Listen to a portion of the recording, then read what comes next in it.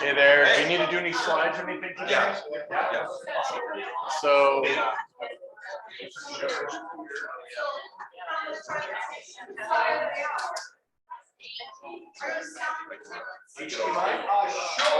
oh yeah, I can do it with my laptop.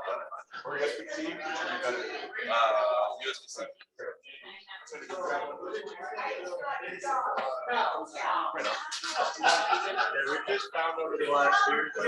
Hey, is anybody else there on the Zoom call this morning?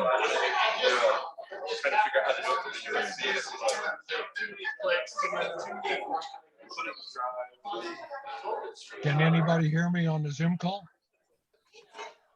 I can hear you. Oh, good. Hey, who's this? I'm Howard. Who's this? Oh, hi, Howard. Hey, this is Roger Cabbage. I had to call in on my iPhone. I couldn't be there this morning. I've got my CEO of Global Access 2030. He's going to be there and do the presentation this morning. Okay, Oh, great.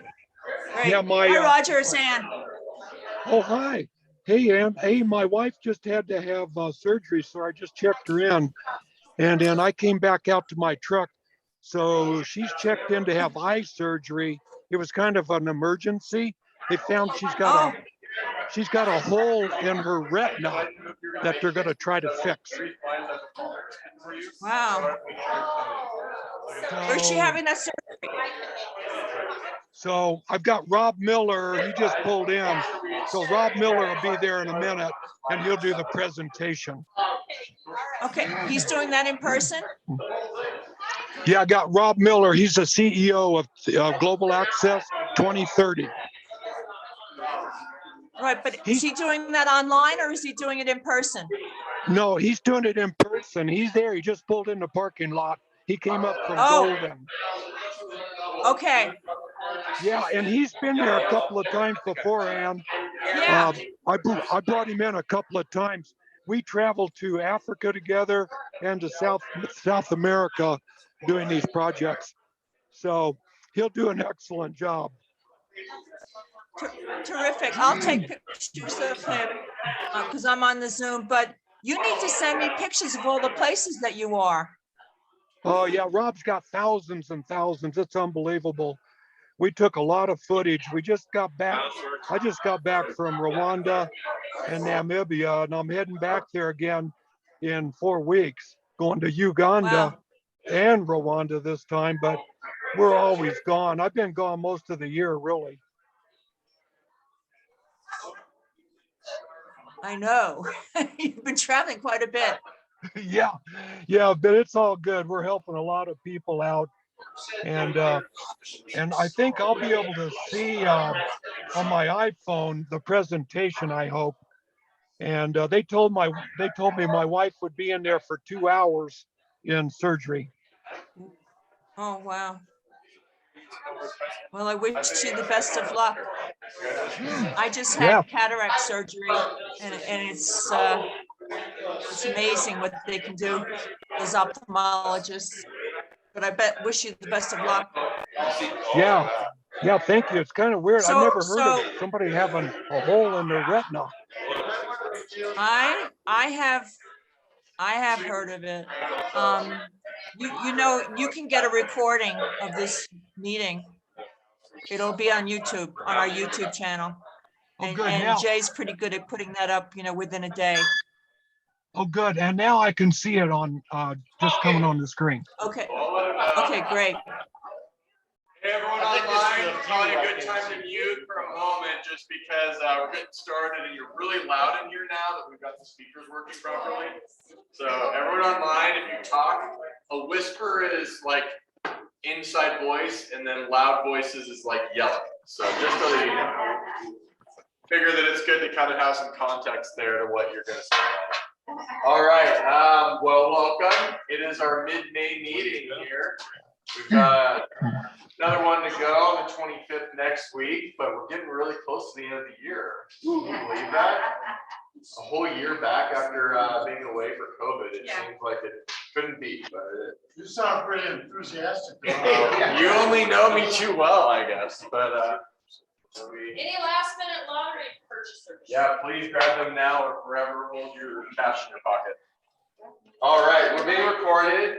So everything you've been saying the last few minutes is probably already on the internet. So I apologize about that. But that's how it goes. Agenda's pretty packed today. Or what are you pointing at? Oh, we'll get there in a minute. So we got the Pledge of Allegiance coming up and then the normal agenda. But look, I added tickets to the agenda for our, so it's in there. We've got a slide for it now. Do the Pledge of Allegiance. And Bob Crothers, would you lead us in this one? Pledge allegiance to the flag of the United States of America. And to the republic which stands one nation under God, indivisible, with liberty and justice for all. Thank you, Ann. We've got one more remain standing. Four-way test of the things we think, say, and do first. Is it true? Is it fair to all concerned? Will it build? Will it be beneficial to all concerned? And will it be fun? There you go. Please be seated. Thank you so much. All right. Guests today. I see a speaker. I see no guests. So that's all right. Online, did we have any guests? No. No one's speaking about it. All right. Well, got a lot of people online today, so Joey will have to fill you in on that, or you can run over and take a look at the Zoom screen. Everyone's wearing their badge except you. Well, so you don't wear it when you're at the podium. That's actually Rotary 101 for when you're talking. Thank you for bringing it up, but they're like, you really shouldn't do that. It's too distracting, and and they started something about this whole thing with like all the spotlights on you and the glare and blind someone. So it's really a public health. All right, so it's time for tickets. There's we got the basket here. Do you want to draw or should I have our I guess? Let's have our speaker draw. So the lucky winner could win up to $100,000. So there's a lot of And then you can a lot make a of math pressure. problem out of the last 2 or 3 numbers if you feel like Yeah, it. we don't People need- love that. 3, 7. Probably all have that. 1, 4. Good. 7. Yes. 1. Yes. There's this many stooges. Oh, there's 3. 3. Well, unless you watch the old stuff. 3. 7, 1, 4, 7, 1, 3. Oh, got it. Thank you. And Joe, will close for lunch break from 1 to 1:30 p.m. Si quiere continuar esta llamada en what's going on with that? Pete Mezzo was on another phone call while on our phone call, so I just sorry, Pete. What did you win? Scratcher, huh? Up to $100,000. Oh my gosh, well that's gonna come right back to us. Absolutely. Actually buying your name. I get it. All right. No. I've still got thousands of miles. All right. Well, thank you all for that. Sorry, I'm gonna have to walk back and forth. We don't have an operator today. We've got a Rotary Minute though from Jason. So Jason, thank you. If you'd step up. We'll get you on the podium here. So I'm not wearing my badge, so I know I was speaking. Perfect. That's right, we don't want to be distracted. But it's a good reminder. That's Okay, so mine will be a rotary 30 seconds, it'll be quick. Last week we had RYLA and young RYLA interviews, and I don't know who participated in those. Anyway, when I first came to Rotary, I heard these acronyms, I didn't know what they meant or what program they were. So does anyone know what RYLA actually stands for? Rotary Leadership. Youth Leadership Awards. Awards. Yes, that is exactly right. You know what RYLA stands for? Why? Yeah, the young round. So anyway, I just thought I'd talk a little bit about the program. I went on the website, and this is what it says the kids are going to do. They're going to build communication and problem-solving skills. discover strategies for becoming dynamic leaders in their school or community, learn from community leaders, inspirational speakers, and peer mentors, and unlock potential to turn motivation into action, have fun, and form long-lasting friendships. So they're, I think this year they were short on kids actually, and I heard rumors that they may have to cancel the second week of Young RYLA. So unfortunately, it's down. If you know people for next year, encourage them because we need to keep that program going. It's really important. Both of my kids have the opportunity to go, and the one experience that my son came back and said is one of the activities that they did at the beginning of the meeting is they had all the kids lay in a circle, like around a table like this. They put their hands in, and everyone put their hands in, but none of the kids were touching hands. They were all very timid and fearful and didn't want to touch. And he said by the end of the week, they did the same activity and everyone had grasped each other's hands. So that was really a cool experience that we had. So anyway, that's pretty much it for RYLA and Young RYLA. Let's keep it going. Thank you, Jason. Yeah, this year we had more money that we gave to RYLA than they had participants for us to use all that money. So we'll have a little bit of that go back into the budget. Hopefully next year, they'll have enough people looking to join RYLA. It'll be really fun, as much as we like to. So,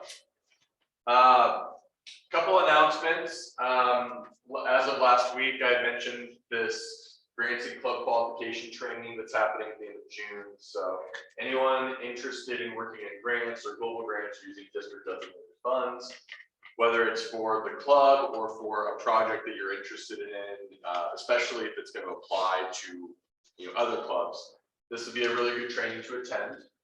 It's free and all are invited. You do have to register on the district website.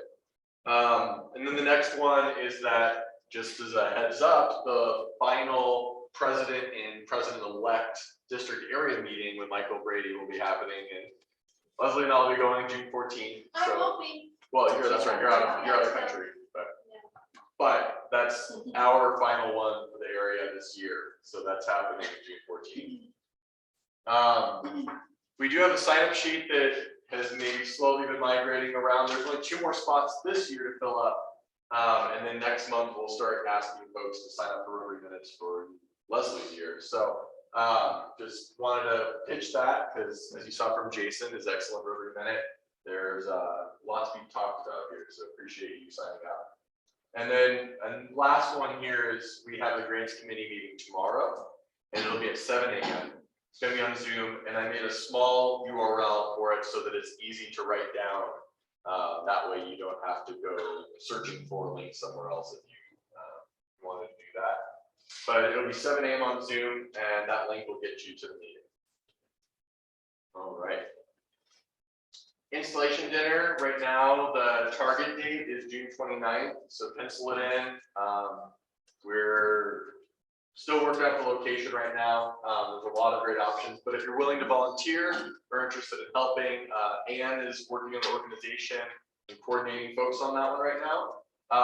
So reach out to Anne if you have any contributions or willing to help or day of help, for sure. She'd appreciate it. And then also again, in reference back to last week, we are looking for someone who would be interested in hosting the garage sale fundraiser. So if you are in a neighborhood that's going to be having a garage sale this year, please reach out to me, and we'll figure out how to coordinate the club and bring more things so that we can use that as a fundraiser and turn in the paperwork. We have a draft from last year we can use to apply for the fundraising. Any hands? No one's volunteering.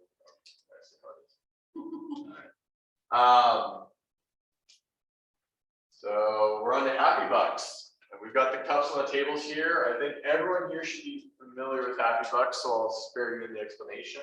But if anyone's got any contributions they want to make for the good of the club or for the, fun announcements, let me know. I see people reaching for the wallets. First, you want to start us off over here? So I just got back from Tucson, Arizona, did a wonderful family visit with relatives I've never met before, including one that is 3 months old. Anyway, I'm really happy to be here. It was 106. Wow, awesome. Bob Crothers, I see you got your. I've got a flag for the meetings I missed. We have moved, we now live in Balfour, I just in South Boulder Road, or off of that.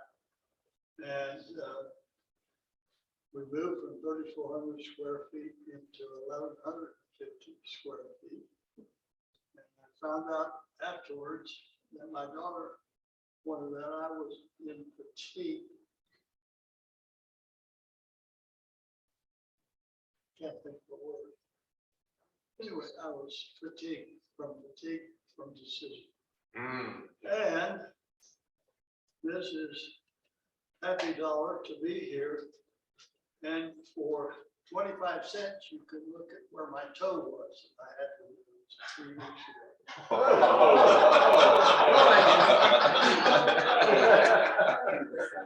Do you have it in a jar is the bigger question. I'd rather pay to see that than see what it was. I did watch. You watched it? I watched it, sure. Was it best $15,000 you ever spent? Kaiser's. Well, thank you, Kaiser. Anyone else? Joe, I see you standing up. I got a happy book and a happy birthday check. Turned 66, so I'm now sort of ready to retire. But I spent birthday weekend completing pyrotechnic training again for this year's 4th of July display. If you're in northern Colorado for fireworks, the town of Timnath is going to have the largest display in the state. It's going to be awesome. Did I hear someone online with happy bucks? I'll get you. Yeah, this is Ann. Can you hear me? Oh, Can yeah. you hear me? Yeah, you can talk even one level lower because it's very loud in there, just so that you know. But you can hear me, right? I'm in the You're mountains. you're very loud, Ann. Very loud. I'm very, okay, I'll whisper. So I'm so excited to find out that Rishika Kartik, who, if anybody remembers her, she did a presentation about 1.5 years ago. She is a creative activist, a disability advocate, and she did art workshops with people who, kids and adults, actually all ages, at the Center for the Blind in Littleton, I think. She has just been awarded a US 2022 Presidential Scholar. She is, and I saw that on LinkedIn yesterday, and I sent her an application for RYLA, and she's graduating this week from high school. And I asked Bill Rubin if they would accept her, and he said yes. So she probably, most likely, is going because she said she was available. But I'm just thrilled. And I just want you to know, if you follow these kids who are RYLA campers, they're amazing. And she's one of them. I'm so thrilled about that. So that's my happy dollar. Thank you. Thank you, Ann. Let's jump to this table here real quick. Thanks, Kim. I have blueberry cheesecake coffee or something there, but so please help yourself. I wanted to say, I mentioned Vera, a girl that we've been mentoring for millions of years, it seems like. Her husband just got here from college. So that's awesome. They've been married over 3 years. And it's taken long to get into years. And then the other one, we did after church, they got our home managers just now in the department. She showed us her apartment and we got her a bunch of things. So it's just such a wonderful thing to see people, moving on. And then the other thing is, thank you all for the donation to the Sister Carmen. I don't know if you've been following it, but the food banks are facing horrible food shortages. I'm going to send that around because this is a really hard time for people. Every time I go to the store, people are saying they just can't afford gas, and they can't get baby formula. So please take a look at that next time. Thank you, Kim. A happy dollar. Lydia and I drove over to Grand Junction to see grandparents and family and even happened to coincide with a graduation from one of my nieces, so there was a whole bunch of, saw more family than I ever thought I would see, so that was fun. Here's a happy and sad book. I got all the plants I need to put into my little planters. But the sad book is because they cost me twice. That's right. The first one is Anne, that's such good news about that young lady, I remember her so clearly. And second, this must be family time, we're going back to Nebraska this weekend for a family wedding, so this must be the time of we're gonna ready for family time. Well, I'm happy because I am telling you, my gardens are beautiful and they are just amazing. And we have the ditch water. So the ditch water came in last week and I might report that we had a wee bit of a gusher. And my granddaughter and I went on a walk because the water was still running, but Jeremy was on his way over. He had work that night, so he was coming. And I guess that we had like 20 cars at our house. Everybody was worried about all the water on the street. I could not figure it out. I knew where it was, but I couldn't. The other thing I'm happy about is I sit on the YMCA board and I was on a committee to select 2 applicants for 2 scholarships that we give away. And so I read lots of words. And I honestly and truly, I often think that maybe we're not in such good hands. But when I read what these kids wrote and what they do and how accomplished they are and what their goals are, I think we're going to leave the world in a good spot and in good hands and probably in better hands than what those of us who are my age took over, because they're so aware of all the problems, which is just really critical. So anyway, I was proud to be on that committee and proud to be part of the selection process. Wonderful.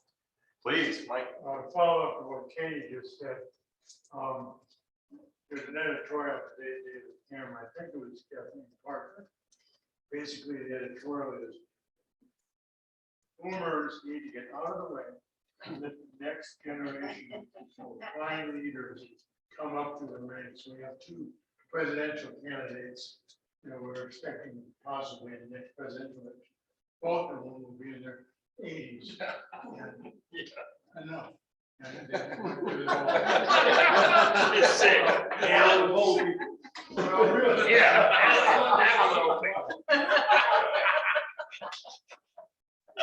Thanks, Mike.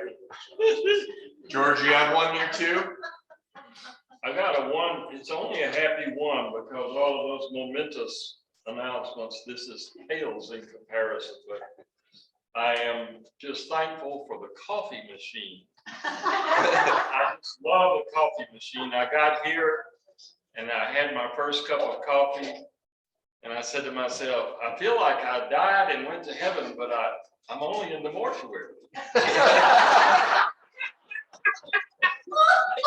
But yeah, I'm thankful for the coffee machine. Well, George, I have bad news. We're gonna start meeting at the cemetery next, so.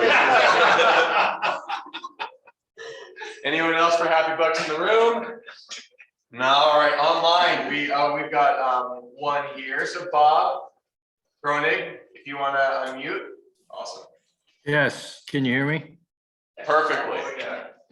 Okay, the good news is I got a letter from Megan at CNR Orchards last night. Everything is go, the peaches look good. So it's time to put a committee together to get the planning underway. So Jay, in my absence, maybe you could ask who would like to be involved with the planning. And we can get this thing rolling. We see a show of hands, anyone in the room? Oh, we've got Dave with the hand raised. Got Joe. Anyone else feeling very peachy right now? You know that I'm involved, so you've got 3 of us in here already.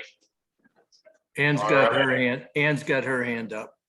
Okay, awesome. Yeah, she's covered by the presentation on my end. Awesome. Well, we've got a few right there for your planning committee, and then obviously everyone in the room is going to be volunteering. So perfect. You got that all down, Bob? I got it. Perfect. Thank you so much. All Bob, right. do you have a projected date? We still have the opportunity to select it. I personally think the second weekend in August has always been good for us. So the other thing that we need to see, you remember last year, we split up.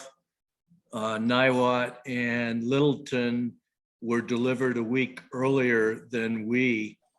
So it'll be interesting to see what Erie would like to do. It might be good if we do split shipments, if Erie did one weekend and we did another weekend rather than the clash, particularly if we're going to be selling them on the weekend. But early in August is the time frame that we'll shoot for.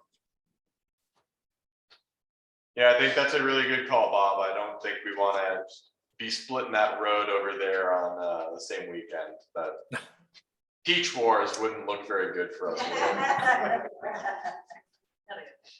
All right, awesome. Thank you so much for all of your hard work on that. We really appreciate you doing all that you do for our peach sales. Well, with that said, no more Happy Bucks. I've got no one online. Unless iPhone number 2, who I'm not sure who that is, if they've got peach or they've got a Happy Bucks for us. That's Roger Cabbage. Oh, awesome. Roger's got no Happy Bucks, I guess. All right, cool. But that said, we're moving on to our next subject, which is our speaker. So sorry, Rob, I know that photo is that's okay. Wide angle, but it's the only one I could find of you that didn't have like a whole bunch of everything else going on. So, well, our speaker today is not unfamiliar to us. In fact, Rob's already been here this year, but very excited to have Rob back as our presentation. Rob's an industrial designer with a passion for human-centered design. Founded Roofpole, a Denver-based product design, engineering, and prototyping consultancy back in 2003.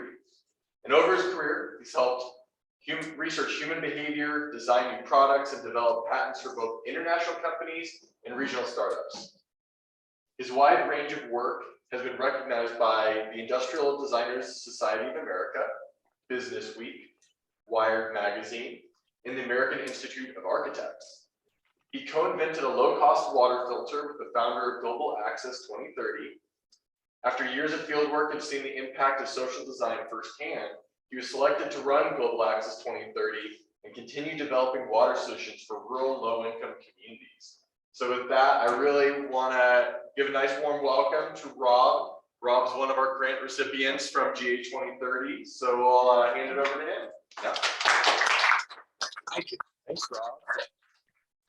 Thanks everyone for having me back. I'm really looking forward to this. I always love coming to Rotary clubs and talking. Really sorry that Roger couldn't be here. His wife had a minor surgery this morning and was scheduled exactly at this time. So with that, I just want to give you an update on what we've been up to and how we've helped people in Peru. Starting, we went down to Peru in February. So that was Roger, Cabbage, myself, and we took on an intern, 19 years old, and ready to get out there and help. We met him in Rwanda, and we took him on, and he could barely keep up with us. It was really interesting. Roger and I are separated by, what, 20-some years, 25 years, and then from me, the intern, another 25 years. So we had the full gamut of ages, and he could not hang with the 2 older guys. This is a shot of walking into the village where people help carry in the buckets and get us set up for the workshops we do. And this is just a little bit of an overview and reminder of our mission. Global Access 2030, our mission is to ensure people worldwide have access to safe and affordable drinking water. And this is in support of the United Nations Sustainable Development Goal 6.1 to set out to change things by 2030. This is the Water for Life grant, 2021/22, due to COVID and travel restrictions and getting down there. In Peru, the water is life. They live on the river. There is no way to get from village to village. We can literally travel for hours to get from one village to the next village. And a village could be anywhere from 10 people, 10 families to 50 families in each village. So they're often overlooked by a lot of nonprofits, and they're definitely overlooked by the government in Peru, and really get very little assistance. Water is also a lifestyle.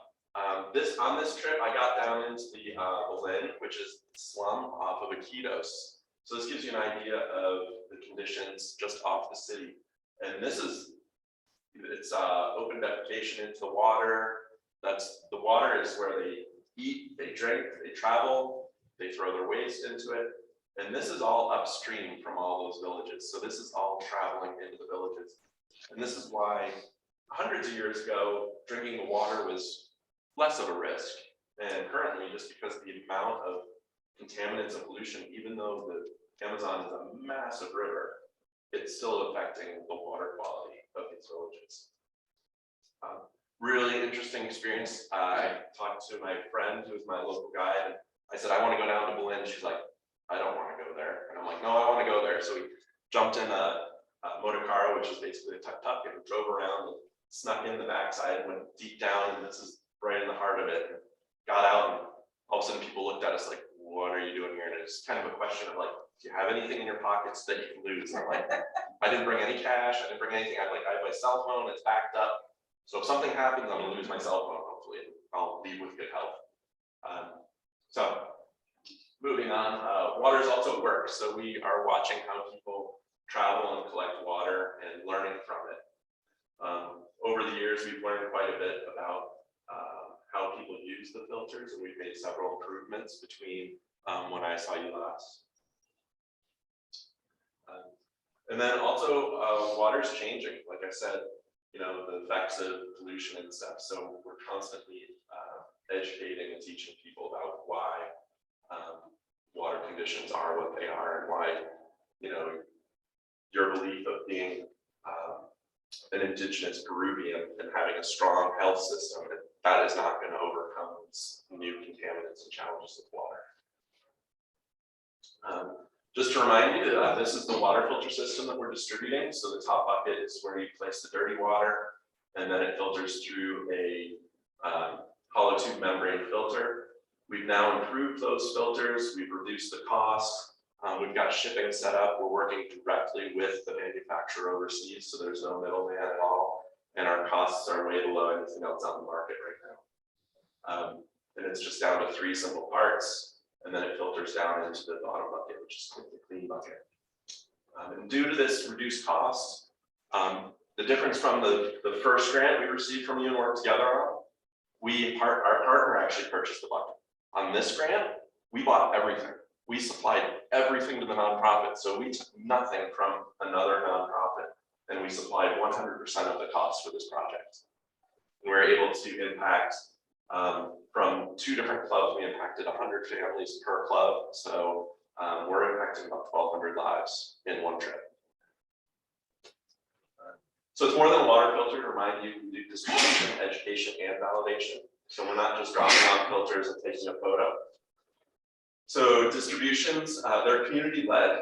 We've actually worked on what we call our third world PowerPoint. So we actually have a document that we can show, and it runs people through how to filter the water, how to assemble the filters, and then also how to care for them. And it's all using really giant illustrations. So we call it like our third world PowerPoint. Anyone can basically give these presentations. So now once we've trained our trainers, we know anywhere in the world, be it Rwanda, Uganda, Peru, that people are giving the exact same training. So when we go back in 6 months to a year, we know that they were set up for success. These are some shots of the villages. We went into, I believe 11 villages on this trip.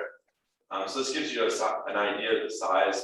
This is like 1 or 2 family members per family in these villages. So we went back to Santa Maria de Fatima. Believe it or not, Canada. There's San Alejandro, and lastly Caparonal. Caparonal is really interesting. They were actually one of the first villages we worked in with a early prototype filter, and they were handed out in 2018. So as our commitment to those early ones, we went through and actually went and gave them the updated units and got them set because they were at the end of their life expectancy for those filters. We also had a huge success. One of the villages we went into, we went to visit just because we hadn't been there in a few years, and they got funding for a water tower because they were a very large village. So now they have a water tower as well that they're getting their water from and then filtering it in their homes. Education, we build capacity by doing hands-on training. So once again, people are building their own filters, assembling them, and really understanding how they work. What was interesting we did this time is we brought in a microscope. We found this startup company online. So the device at the screen is called a dipple microscope, and it runs with a cell phone. So we actually took water samples, and they believe in Peru, rainwater is clean water.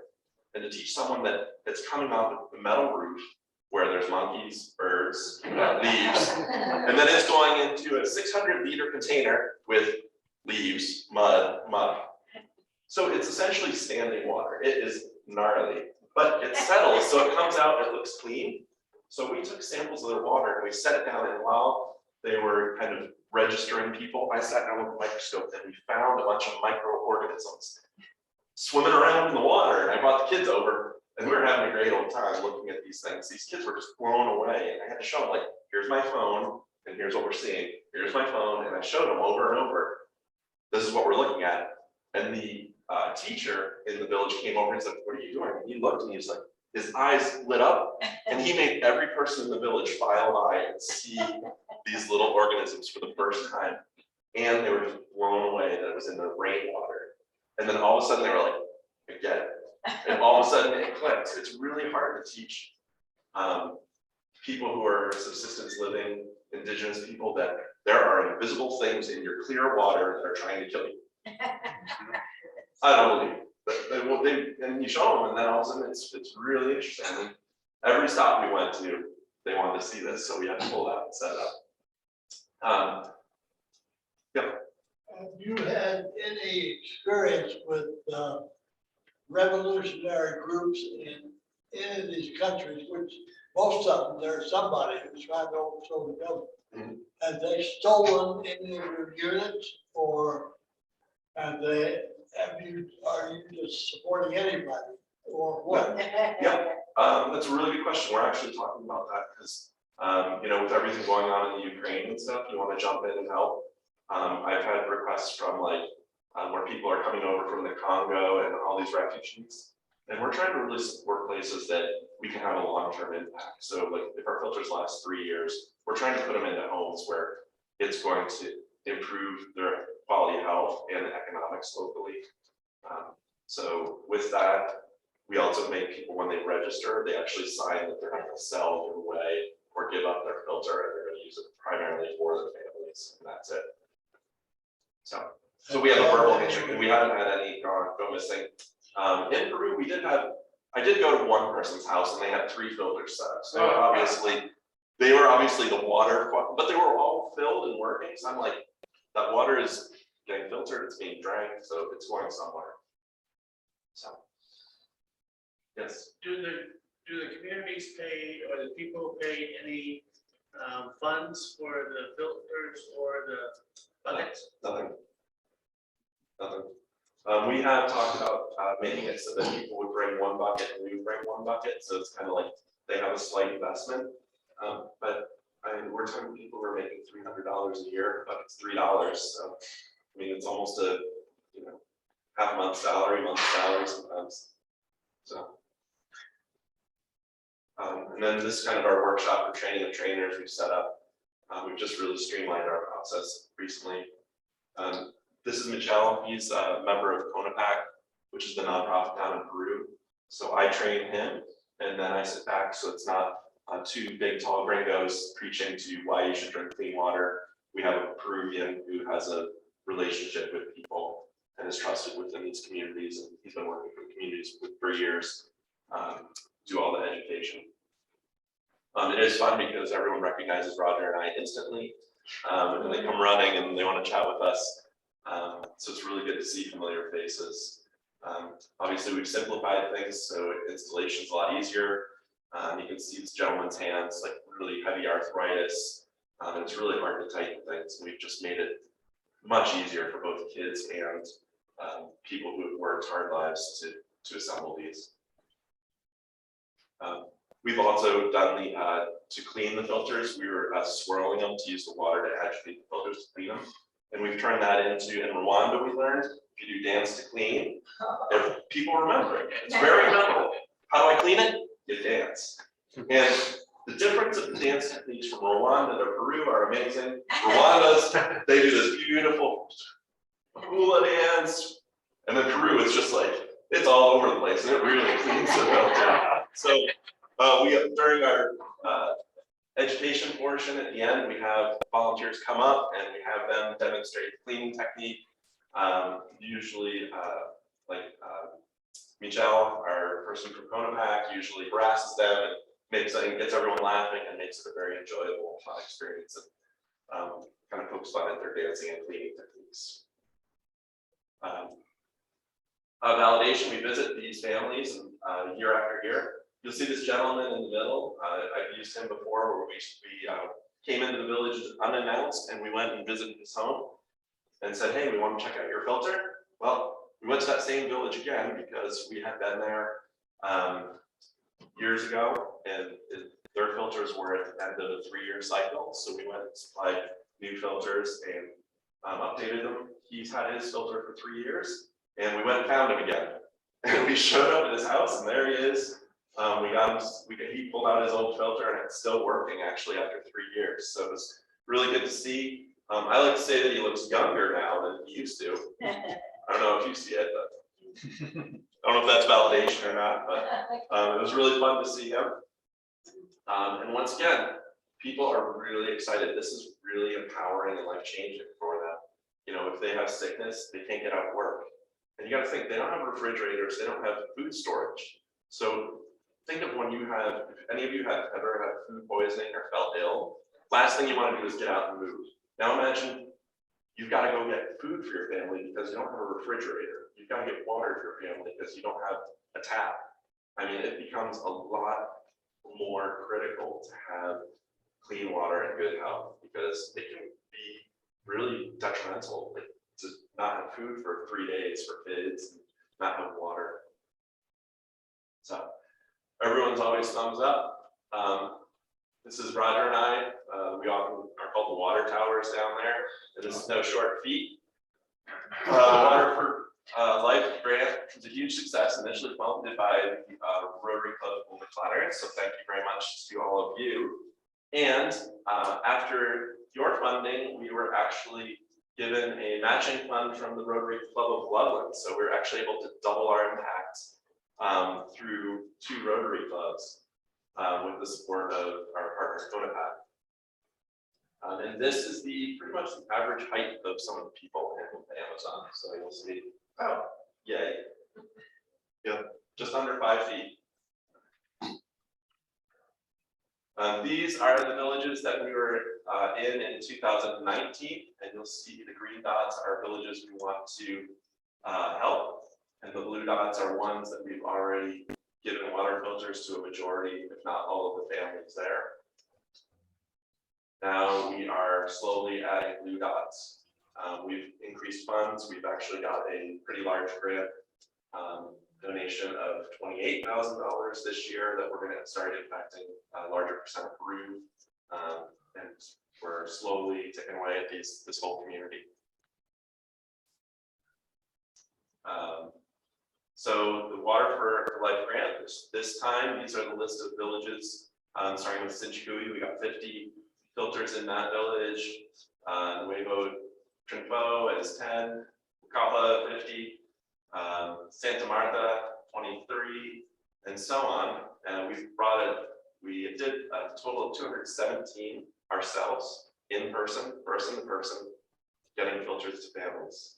There is more filters that we brought down on this trip that'll be continued to be distributed by our partner Konopac. And we have partners from Global Health Initiatives and Centura Health that are headed down shortly, and we can do additional follow-up on those filters after 3 months, right here this month.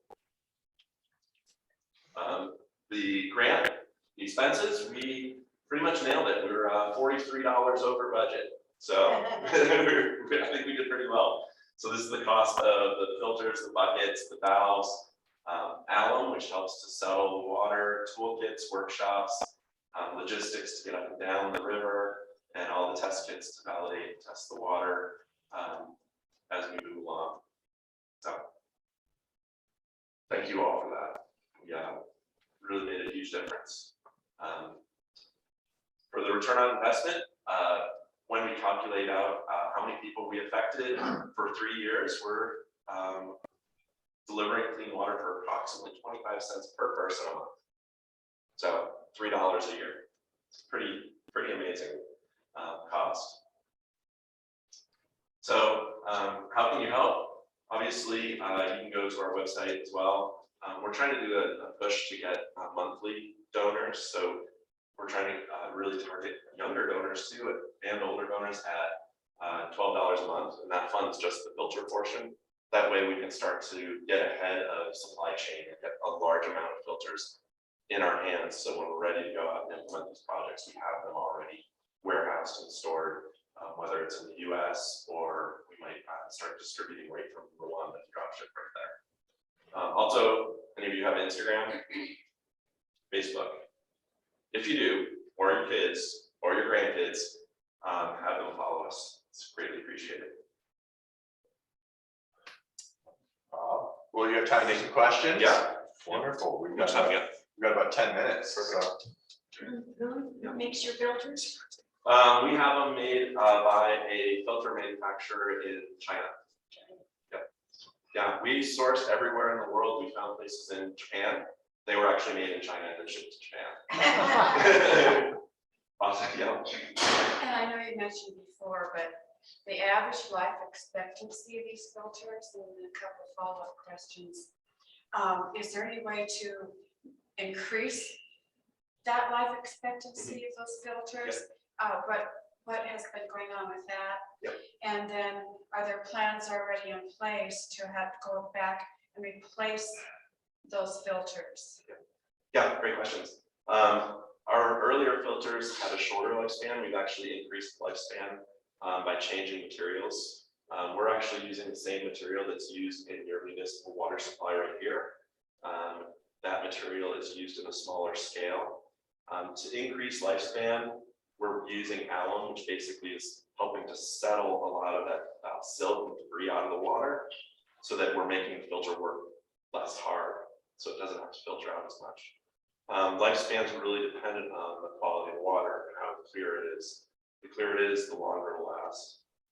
These units, my engineer overseas, he says they'll go 4 or 5 years, but we generally say 3 years because we just know the harshness of the conditions they're in.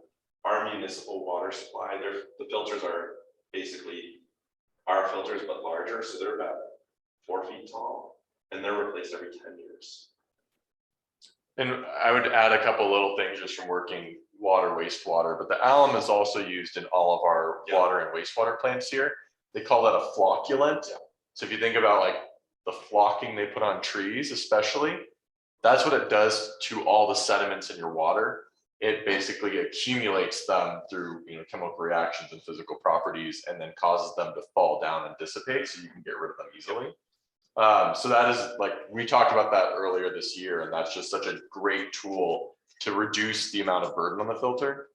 Yeah, I think that's just so that you know that is 2 technologies that are being used that we all use here. So it's bringing modern wastewater and water treatment technology to the field. So are they getting the water out of the Amazon? Yep, they're pulling it right from the river in most cases. When we do our registration, we survey where they're getting their water from, so we know some communities are really heavy rainwater collectors, and some are purely from a tributary or from the river, from the Amazon. It really, towards the end of the trip, I get a little more like I can take a risk because I'm a few days out from leaving, so nothing gets them more when you do a demonstration and you turn around and you drink, like, they're blown away that I'm drinking Amazon river water. So. How about long-term plans? Strategic plans for your company? Yeah. Long-term plans are to continue to grow. Really, we want to come up with a solution for any community we go into by 2030. That's our dedication. So instead of trying to put as many pins in the map, we're trying to go really deep into these areas and solve it. I mean, we could spend a lifetime in Amazon alone, but we've chose just a couple places where we're really interested, and we think that our water filters will have an impact on the lifestyle, commerce, education. How often does a filter need to be cleaned? Depends on how hard and how much you're putting through the filter. Generally about a week. I've had one that I've been stress testing in my office, and I've had it I just keep making more dirty water, just pouring it in. I'm probably cleaning about every 2 weeks sometimes, and then I'm letting it dry out in the sun, and then I'm rehydrating it. I'm just torturing it just to see how long it'll go. You know, I have a question, most of us have a refrigerator filter. Yep. So it's filtering filtered water. And it guarantees it's going to remove those things that have such tiny molecular diameters that they go through a regular filter very easily. Have you looked and compared? I'm just curious, what comes through your filter to what comes from your refrigerator tap, and see what the difference is? So difference is the filters we're using are the pore size. So the size that lets parts through is 0.1 microns. So like E. coli bacteria is 0.3 micron. They're kind of shaped like a hot dog, if you will. And on the narrow side, they're about 0.3 microns, so they won't go through. And that's where we're targeting. We're trying to find water sources that just have bacteria, protozoa in them. The difference is on your refrigerator, it's probably filtering at about 0.01 microns. So it'll actually remove any waterborne viruses. So like it'll remove those, and it's often those have activated carbon and other types of filtration that are absorbing minerals and heavy metals and things like that. Which Bob, a lot of that stuff is also stuff injected into the water system for stabilizing it from the municipality. Right. So we talk about lead, a lot of that's going to mean soldering your pipes. You talk a lot about chlorine. It takes that flavoring out, but that was added to stabilize the water. So it's just to make your water not taste like municipal water. It doesn't want to chlorine, it's the heavy metals, the pharmaceuticals and things like that. And I'm just wondering, that's a big river. Do you have anything like that in the water that's left? No. It's all focused. Yeah. Well, at your point, you're so high up in the chain that you're not getting that from cities above you, right? Yeah, and that's primarily why we're really not targeting urban areas, places that might have like arsenic and natural arsenic in the water and in the well water, because that's a really challenging thing to remove. I know you worked in Uganda and Rwanda. How does that differ, those countries? And you kind of just delve in a little bit about your effort. Yeah, we went to Rwanda in October, and we distributed 600 water filters in Rwanda, or actually 650. And then we gave another 500 to another nonprofit. Rwanda is really interesting. It's different. They're very hilly, beautiful country, absolutely beautiful. One of my favorite places in the world now. And their water is well water, and it's coming out. We tested it straight from the spring, and the water was 100% clear of E. coli and any coliform. The challenge is the water comes out and it hits this kind of muddy area that runs off, and they carry these huge jerry cans. And do you know how they clean them? In the muddy water. And they shake it around, and then they rinse it. And then they'll take like a piece of fruit as the plug, or they'll use like a piece of cellophane. And I'll watch them like cleaning the cellophane in the dirty water. So they've contaminated the water. So they've taken a pure water source, and by the time it gets home and it sits for a couple days, those microbes and stuff just start multiplying. So we're doing in-home water filters there. And it's really interesting because it's the same in Peru, where they'll set them up and they'll look like a little doily or a knit thing, or they kind of decorate it. Like it becomes this like, it becomes like an appliance. It's their first appliance in these homes. Rwanda's mud homes, just really simple living. It's a lot of the same thing. And we're headed back there in June. We're gonna go to Uganda for a week, and then we're gonna go down to Rwanda for a week. And I'm bringing my 6-year-old with me. She's gonna help me, my wife. So. We have one question online. Anne has a question. Anne, go on mute. So I'd like to know, can you hear me? Can you hear me? Oh, yeah. Oh, Yeah. Okay, I'm sorry. I'd like to know if you've got any aspiration or is there a need in the United States in our indigenous communities for your technology? Yep, we actually have received a grant from Dig Deep. They're a company that is digging wells within the US to provide water in very rural areas. We're working with them and another organization to provide rainwater collection and then in-home filtration to the Navajo Nation. We've got filters that have been distributed there last month, and then we will be going down in August to complete the project. Great. Thank you. Yep, thank you. no money, cash goes anywhere outside you. Yeah, and we pay for our own travel and everything, so everything goes to filters, buckets. So you don't deal with governments which may be more corrupt than ours. Yeah. That's really a plus, isn't it? Yeah, it is. It's pretty easy. Good for you. Thank you. Because you don't, nobody's giving it, but it's you. No, that's I right. know you guys are. No. Kim, I got you with the We were on question. a mission trip in Cuba, in church, and I'll never forget, so we were getting water on the street, okay. And I'm on the bus and I'm drinking water, and I thought there's something in my mouth, a fish. Yeah, you just- oh, wow, you're right. I didn't think about that, did you? We're gonna go.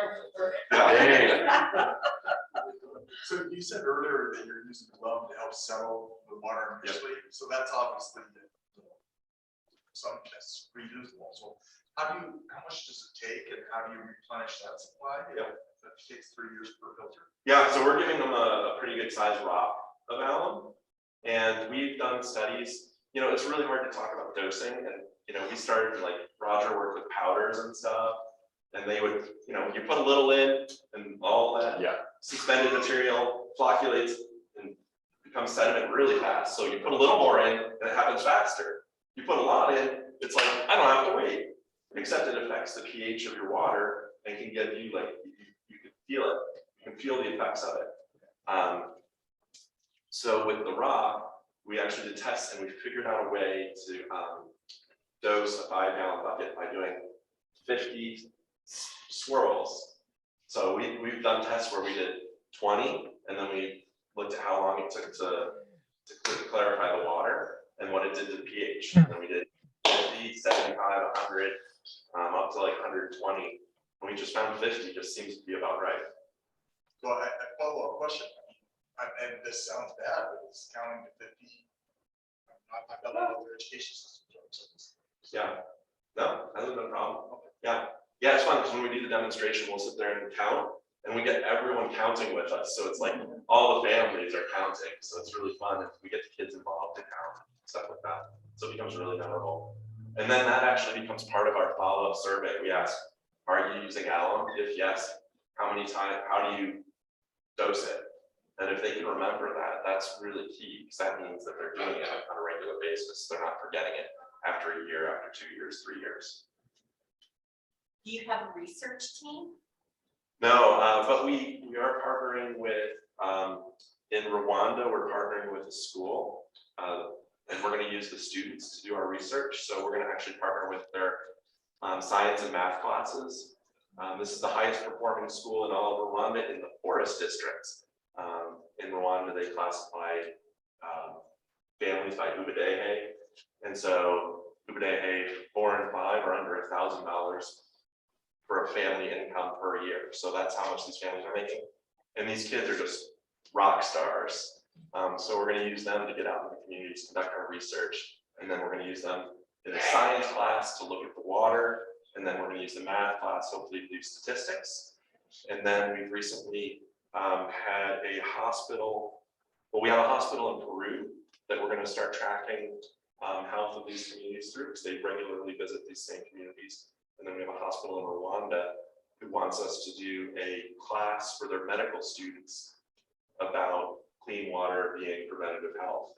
And so they want to set up a research. They want to get us in touch with the Rwandan Ministry of Health. And then they also want to write a white paper on it. And they're actually going to use the school as their base camp. So we're going to actually have a classroom set up for medical students there to inspire our younger generation and conduct the research in kind of a bigger picture. So. We have one last question. All right, well, we did run up to the time, so it's perfect timing. Rob, just for, again, you might already have one of these. No, I don't. Well, we do better.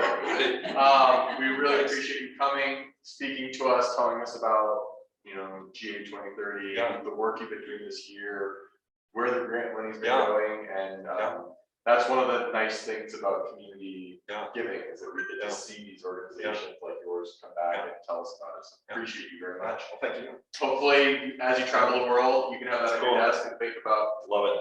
you know, us and you together. So appreciate it. There you go.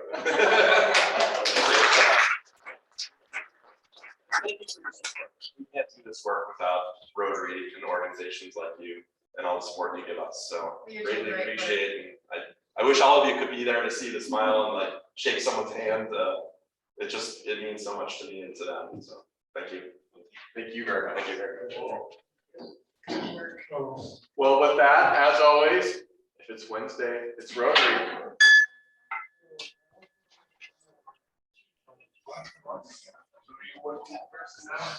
Yeah.